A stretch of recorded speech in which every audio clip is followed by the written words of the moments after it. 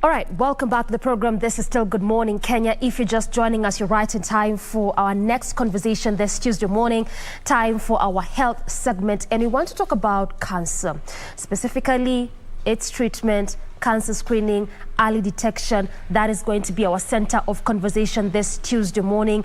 And also this comes after Kenyatta University Hospital recently opened the cancer screening center. This is after it was launched by the president in October of last year. So when you look at this milestone and the different mileages that we're making when it comes to the health sector, specifically when it comes to cancer treatment in the country, are we there yet? Do we need to do more? This is what our good doctor will be talking to us about this morning. This is Dr. Asaph Kinyanjui. He is the CEO, Nairobi Hospice, as well as a palliative care provider. Dr. Good morning and welcome to the program. Good morning and thank you for having me. All right, let's start from the basics. This is cancer awareness. As you already know, every month from January to December, it is a certain type of cancer awareness. For instance, this time is Cervical Cancer Awareness Month. Next month, we're talking about gallbladder, and that continues up until March, which is kidney. Then there's April, May, thereabout. Looking at how we have at least categorized each month to be a Cancer Awareness Month, is that good enough when it comes to the treatment, screening, and diagnosis of cancer? Yeah, thank you for KBC for this opportunity and also for creating platform to create awareness on issues of health and specifically on cancer. As you are aware, in the country we are having a big burden of this disease, and having months to discuss this illnesses creates an opportunity for people to be aware and also to take appropriate actions to ensure that they're able to go for early screening and they're also able to seek treatment early in advance. But to emphasize is that every month is a Cancer Awareness Month, regardless of whether sometimes we say for cancer, for breast, for cervical, but people should be able to be proactively going to seek health care regarding cancer in every month. All right, let's talk about the new recently opened facility for cancer screening. That is the KU hospital thereabout, being described as a state-of-the-art kind of facility. Again, just still on that point of milestone and mileages. Are we there yet now? Because there's a lot of effort that the government is putting into place to try and ensure that at least, much as we talk about cancer deaths, we don't record as much as high as we are currently doing. Looking at just that alone, the new opened facility, does it make us to say now we are there yet, or we need to even do more? We usually like criticizing government, and especially us who are in the sort of the private or community setup. But we also need to appreciate the milestones the government has done. One, the Ministry of Health has set a program that specifically deals on cancer issues. That is a National Cancer Control Program. Recently, we also set up an institute that looks at now cancer issues from the policy perspective. Now that's the National Cancer Institute. And what those two institutions are doing is to set up cancer centers in different regions. So currently, we have about 10 centers in the country that's looking at cancer issues. And that helps reduce the burden of people traveling to Nairobi every time they want to seek treatment in terms of cancer. And recently we have seen there are a lot of investment in some of the major referral hospitals, like Kenyatta University Teaching and Referral Hospital. What they have done is to ensure that they offer more comprehensive care. So they're even now able to do PET scan, so just to look in terms of investigations. They're able to do radiotherapy, and they're also able to do surgery and chemotherapy. So that helps to ensure that we reduce also the burden of Kenyans traveling out of the country to seek treatment. So there's a lot of investment. We have also seen the NHIF putting a lot of increasing the package in terms of cancer treatment, but we are still not yet there yet. We are hoping that even people looking at political positions, one of their agenda is whether they putting health first, so that we can also be able to ensure that Kenyans don't experience financial hardship as they seek treatment for, and especially for cancer. I like the fact that you're saying we are making good milestones and we shouldn't be so quick to judge and criticize the government, but you also say on the flip that we are not there yet. Yes.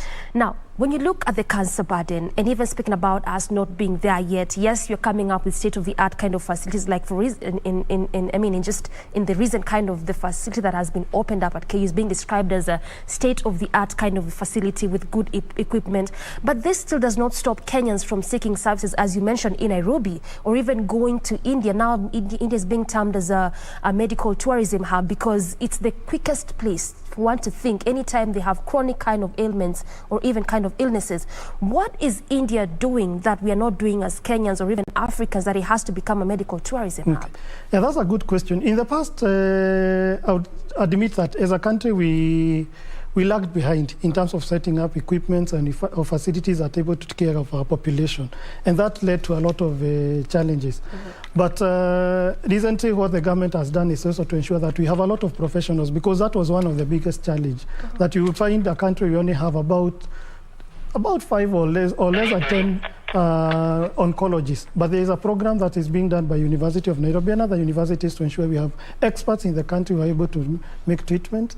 And also now what also the government is doing also to ensure that their facilities are able to take care of major cancer issues and management at the county level. So you'll find if you want to walk into a county referral hospital, they'll be able to do most of the screening because they have enough expertise, they have the equipment, and also they'll be able to initiate some of the treatments. Issues like surgery, you don't have to come all the way to Nairobi, you don't have to go to India to seek treatment in terms of surgery. And you find even chemotherapy are now being even administered in the 10 cancer sites I mentioned, and that helps in terms of reducing the traffic and the burden. So there is a bit of milestone that Kenyans need to appreciate, that you don't have to really travel out of your county to seek treatment for cancer. Unless really maybe they require very specialized treatment, you'll be able to get most of your support within your county. Yeah. So it means that we need to also trust in our systems. Exactly. And I'm happy that the governors are also now doing that. And we have seen some governors even now creating some sort of public confidence by seeking healthcare in their own county referral facilities, because we also need to start having faith in our facilities and also trusting our institutions and looking at better ways of strengthening them to offer the best quality care. That way we'll be able to improve our services and ensure that we also reduce the burden and the struggles of Kenyans moving from one country to another or from one country to another seeking treatment. All right. Now, when you look at exactly what is happening, you know, services even being deployed to the counties, health becoming devolved, government trying to come up with new systems and facilities that at least is going to help the health sector and the health system. Cancer is still a burden in this country. What exactly, from your perspective as a profession, as a doctor and in this practice, do you think is preventing Kenyans to go for this screening? Because when we began, we talked about each and every month being at least an awareness of certain type of cancer. Yes. And I want to believe just by that, it simply means that at least at some point, there's either a facility or a hospital at least trying to introduce a certain type of screening in this awareness month. Yes. So what really is preventing Kenyans from going to this kind of screenings? We are very peculiar individuals, and I think some people have said that we usually, when even there are efforts in terms of ensuring that people are able to go for treatment or seek for treatment, and when the people say the government offers these services for free, rarely do people take advantage of those initiatives. And actually we hope maybe people will be able to appreciate the impact of these interventions and be able to take advantage. My appeal to the people who are watching us today, this morning, is that kindly, please go for screening, go for treatment, and make sure that you also encourage your neighbors and create this awareness even in your social circles, in churches, in your chamas, so at least people can be able to start seeking treatment. Because the biggest challenge we are having as a country is that majority of our Kenyans are being diagnosed with the disease when it's already in advanced stage. Yeah. But if they were able to take advantage of these initiatives and go for screening early, then we'll be able to be detected early and be managed in a more cost-effective way, and we'll be able to achieve cure in most of the instances. So that's one of the key goals we need to ensure, that we let people go for screening as early as possible. Yeah. All right. Maybe you can just expound and explain to us a bit further. When you talk about cancer in its 3 areas of treatment, talk about screening, diagnosis, and the treatment. What do these 3 areas mean in broad? Yeah, so in simple terms is that when Our bodies are very wired very uniquely. And what happens is that you'll find your body starts sending you signals that there's something wrong, there's something I need to go for a checkup, maybe I'm losing weight, or there's some swelling in some parts of my body. And most of the time what people do is ignore.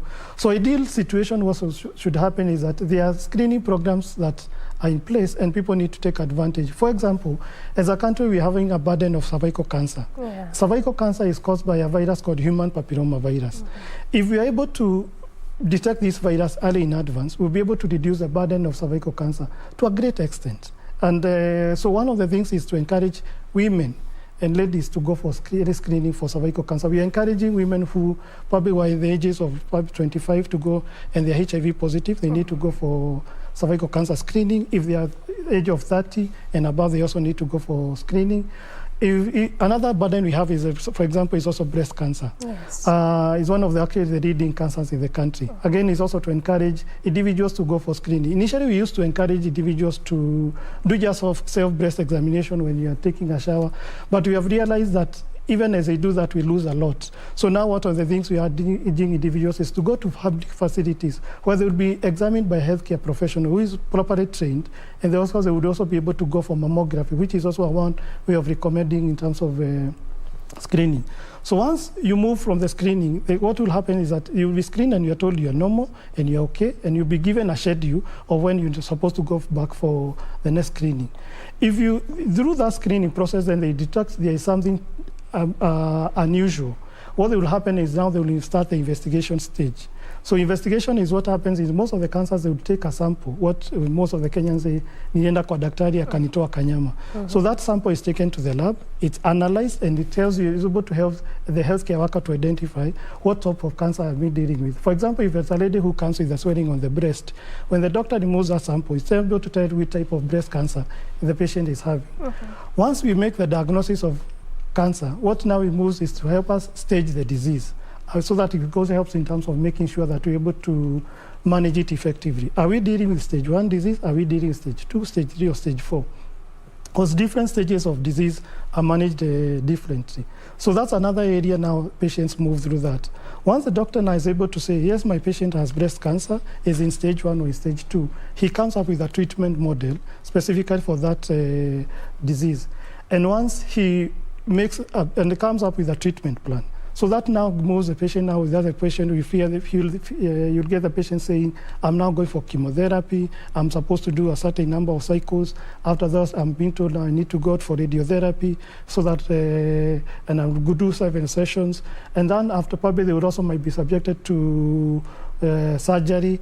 So once then that treatment is done, what happens is that now the healthcare workers tell the patient, we have been able to control the disease, we have been able to cure the disease, or we feel you still probably need more aggressive treatment. And these are the patients now you find they have to continue with sometimes more aggressive treatment because maybe the first line has failed and they need to move to second line and third line. As these patients go through this cycle, and especially once the diagnosis of cancer is done, one of the things we are also urging is that there's a special service called palliative care needs to be introduced. Yeah. It should actually be introduced immediately the diagnosis is made. And what this service, palliative care, does is that helps the patient want to cope with the news, because it's very devastating to the patients and the families when they are given the news that their loved one has cancer. Most of the time people feel it's sort of being subjected to that. And one of the things is that they need somebody who can be able to encourage them, who can be able to help them make very informed decisions regarding their care, is able to control their symptoms, and is also able to connect them with the society. And mostly, as Kenyans, we are very spiritual, even connect them with a spiritual leader, so that it also helps you to make, to cope with the journey. Because one of the things I've seen is that patients, once they are told they have cancer, they will start saying, what have I done to my maker to deserve this illness? Has God forsaken me? And they will find those things, even if they are receiving the best care, but they are not able to cope with the disease from the emotional perspective. If the family is not able to support their loved one, then it becomes very hard for these individuals to take care. So that's what the journey sort of looks like. And once individuals are cured, one of the things we also realize is that people start wondering what next after the treatment. Yeah. And I'm happy that the Ministry of Health, what I've done is that they last year in October, they launched the palliative care policy. And the policy looks at some of the issues I've mentioned, but it's also now categorically also addressing the aspects of survivorship. So that if during the treatment journey, you dropped off of maybe work, maybe there were some elements of family disintegration and all those things, and you're through with the treatment and now probably you're in the remission phase, how do you help you back to reintegrate you back to the society in terms of work? And we are looking at the policies so that people are not victimized or sometimes even not being able to get employment because they had a diagnosis of cancer or they are probably still in the course of treatment. So that's another area which we feel the policy will be able to address, so that at least individuals are sort of given as a package that looks at the issues from a holistic perspective. Very well explained. Now, as you advance the conversation, we'll definitely talk about palliative care, but let's come back a bit, because while you were even talking to us about those 3 stages, trying to understand what is cancer screening, diagnosis, as well as treatment, in between you threw what we call the most prevalent kind of cancers. Yes. You talked about breast cancer, and also there's prostate cancer. Yes. And this is allied to the 2 genders, breast for female and prostate for males. We're talking about different kind of cancers. I mean, for us to be having every month subjected or dedicated to a certain kind of cancer, clearly there's quite a number of them. Yes. So what is so peculiar or different about these 2 types of cancers, whereby breast cancer has to be more prevalent in women and prostate cancer prevalent in men? Okay. Yeah, so if one of the things Kenyans need to appreciate is that cancer comes from, and in simple terms, it's just abnormal growth of cells, which are uncontrolled. What happens is that there are factors that influence those changes within individuals. One is your gender. So if you're a man, definitely you have the prostate, so you have higher chances of developing prostate cancer. While women have cervix, and therefore they have higher chances of developing cervical cancer. But breast cancer, we need to appreciate that affects both genders, men and women. And therefore, even men, when you feel there is abnormal swelling on your chest, you need also to get checked, because actually breast cancer is more aggressive in men. So also the other... Really? Yes, breast cancer is very aggressive in men than in women. Because we have very limited breast tissue, and therefore when it happens, by the time we are making the diagnosis, in most of the time is usually in advanced stage. So obviously, just before we continue, that dispels any kind of thought that breast cancer is just a women kind of cancer. It's a both genders affair. All right. Yes. Okay, keep on. Yes, so the other bit we need also to appreciate is that there are some cancers which are more common in children, and we have seen like the cancers which are affecting the lymph nodes, the lymphomas or the leukemias, you might find they are more common in children, while in elderly, when adults, then you find the common cancers we are talking about, the breast, the cervical, the cancers affecting the digestive system, the stomach, the colorectal. And when you grow older, then some of those cancers then they tend to reduce, and then you find individuals now getting some getting skin cancers and such. So age plays a role in terms of what type of cancer.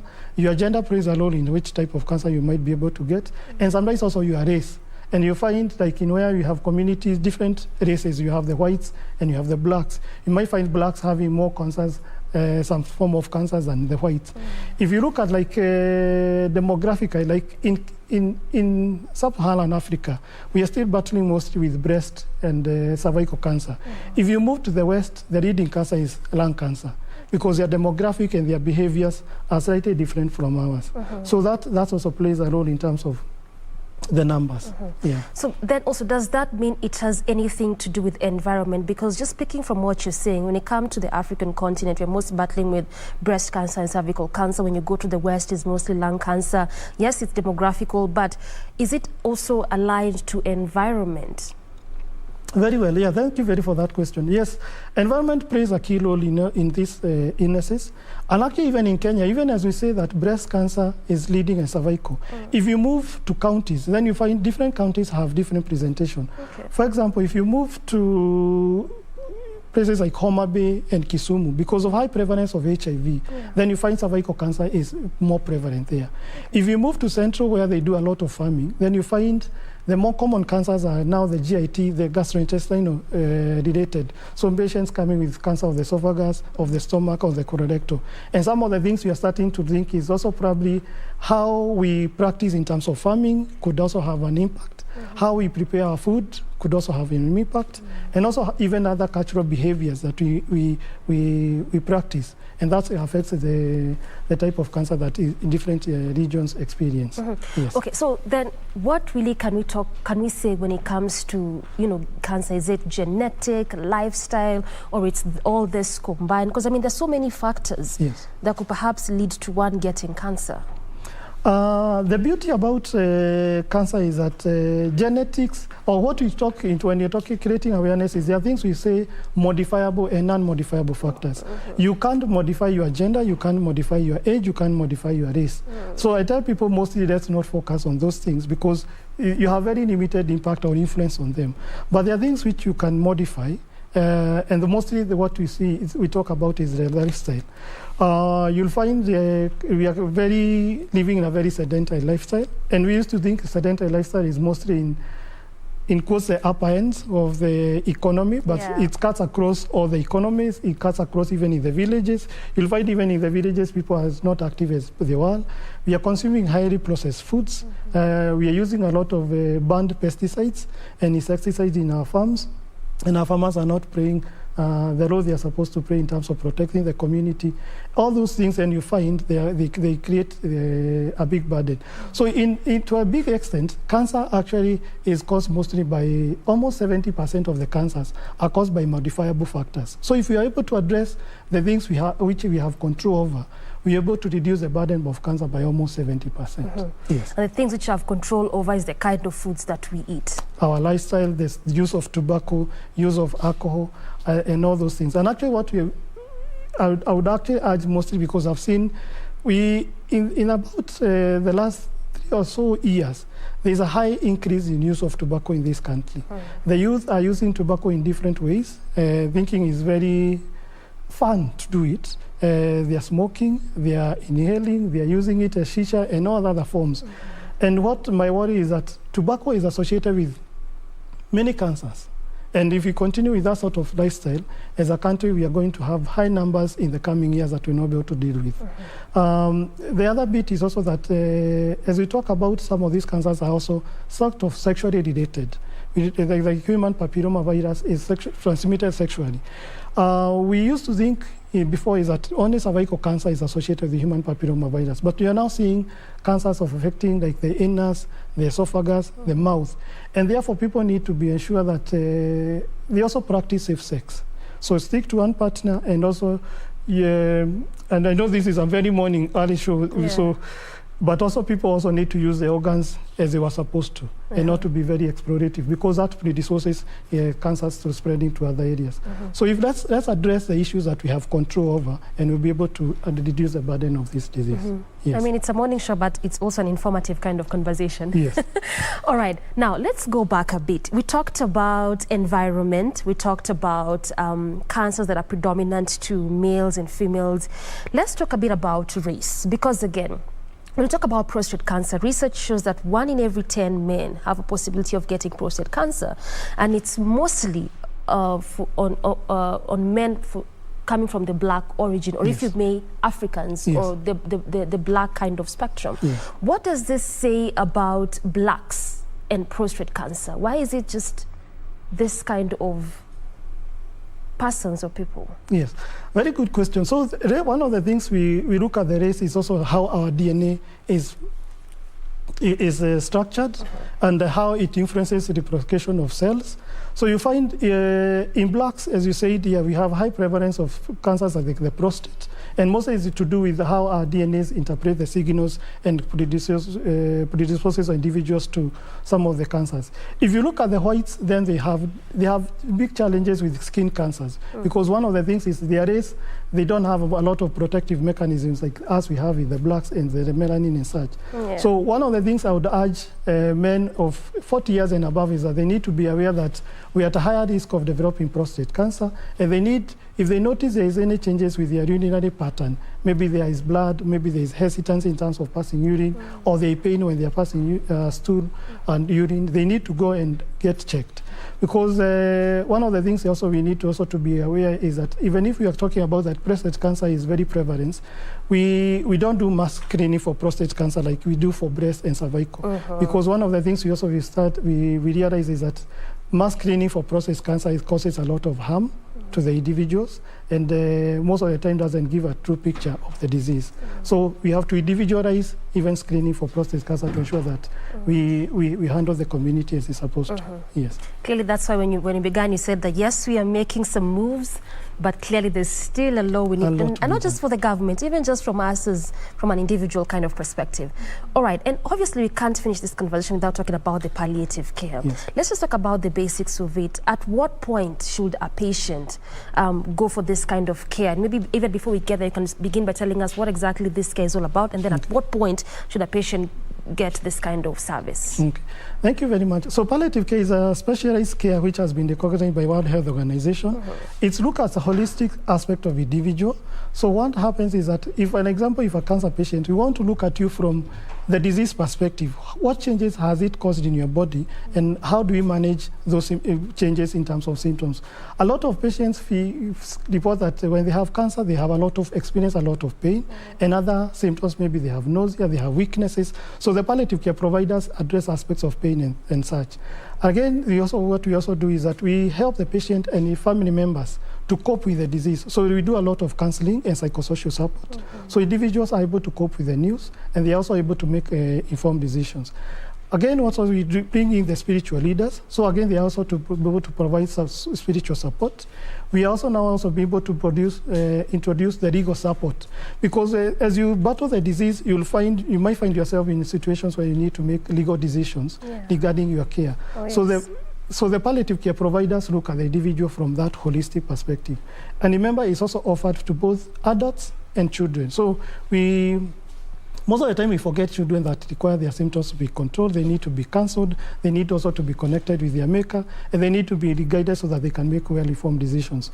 And it should actually start at the point of diagnosis. So immediately we make a diagnosis of cancer, for example, you need also to introduce these individuals to the palliative care providers. But I need also to mention that palliative care goes beyond cancer, because we also look at other life-threatening illnesses. So if you have challenges with that, your organs are failing, if you have HIV, if you have advanced TB, you'll all need to come to the palliative care team for other specialized care. So it means it takes a community to provide this kind of service. What has been your experience as a palliative care provider dealing with patients, and especially cancer patients? It's very overwhelming, and one of the things which I have weak experience is that most of our cancer patients is that they are left to walk the journey alone. They will walk to, let's say, for an oncologist. He will give them diagnosis using very heavy medical terms and jargons that they are not able to interpret and synthesize and be able to understand what they are suffering. So when they come to us as a palliative care providers, first we're able to make sure that they understand what they are dealing with as a disease perspective and where the disease is at. The next thing is that you realize that most of these patients, once the diagnosis is done, family members pull out, friends pull out. So the patient is also now doesn't have a shoulder to cry on. So again, the palliative care providers help the patient, the family members and friends to come back. And we have seen instances actually where even women have been, and especially women being sort of disinherited by their loved ones, or sometimes also being kicked out of their homes because they have been because now they are suffering from cancer. So those are some of the things we really feel the community needs to be aware of. Again, the burden of taking care of their loved one, and especially when they're in late stages of life, when they are bedridden, sometimes we find, and especially in slums, you'll find sometimes patients being abandoned and staying in one small room alone, no food, no one to take care of you. And those are things which we really create a lot of stress to the patient. And we really urge even the communities to also, around the patient, to be able to support these individuals to have as comfortable life as possible, because that's usually the goal of palliative care. All right, lastly, I mean, again, we can't talk about cancer, still it being looked at as a burden, and not talk about the cost. When you look at palliative care, as you're describing, it clearly takes a community to provide this kind of service. Yes. And I want to believe that the same is also when a patient gets to hospital after they've already been diagnosed and they begin treatment. Yes. There's this particular doctor who's supposed to check this one is checking that, and all of that. When you look at this kind of persons just coming together to treat this one patient, is this part of what brings the cost of treating cancer high? And what can we do, or maybe even what can the government do? Yes, I know there's the NHIF program here and there, but still is a burden, and a heavy kind of burden, the cost of treating cancer.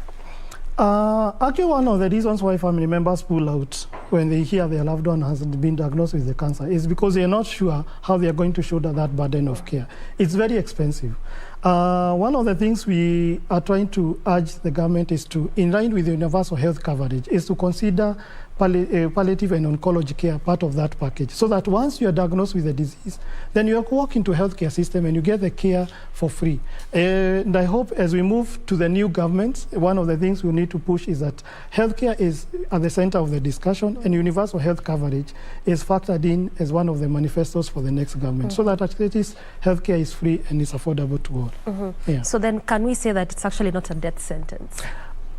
I have seen patients who have diagnosed with cancer 10 years ago. They are still alive and busy with going on with their life. So yes, cancer is not a death sentence. That's where I just wanted you to clarify for us. It is not a death sentence. Whether you've been diagnosed with it or not, there's still some room and hope to continue living.